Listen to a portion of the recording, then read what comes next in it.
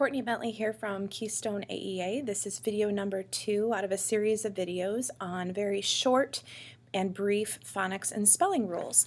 Just like my last video, I am getting my information from this wonderful resource called Uncovering the Logic of English by Denise Eide. And today we are going to learn the rule of G. The rule of G is that the G may soften to the J sound only when followed by an E, I, or Y. Otherwise, the G says the G sound. So for an example, allergy is followed by a Y at the end of the word, so that softens the G to the J for the word allergy. In the word germ, followed by an E, so it softens to the J sound in germ. And in ginger, there are 2 G's in the word ginger, and in both cases it's followed by an I and then it's followed by an E, so both of the G's soften to the J sound for ginger.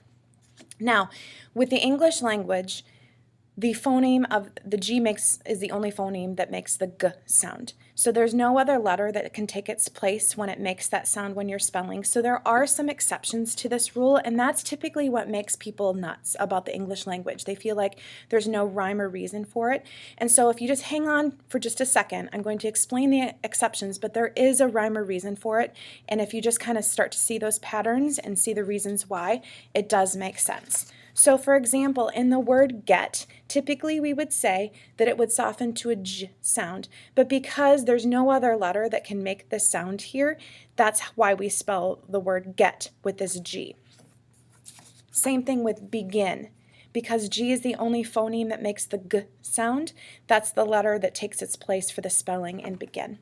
And then another example would be for gift. We need that G sound in that place, and that's the letter that represents that sound. So therefore, that would be an exception to the rule. Now, remember, there is a method to the madness. The only time G says J is when it is followed by an E, I, or Y. So otherwise, it is always the hard G sound. So there's just a few times when it softens to the J. The most common sound that the G makes is the hard G.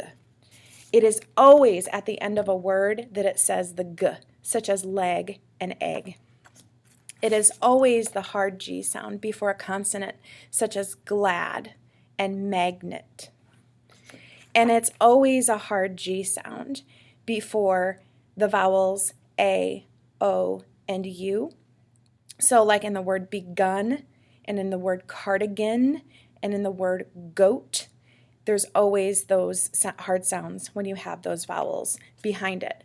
So while there are a few exceptions, just like there will be in the following videos, there's always a couple exceptions to the rule because of either the origin of the word coming from a different language or there needing to be that phoneme in that place.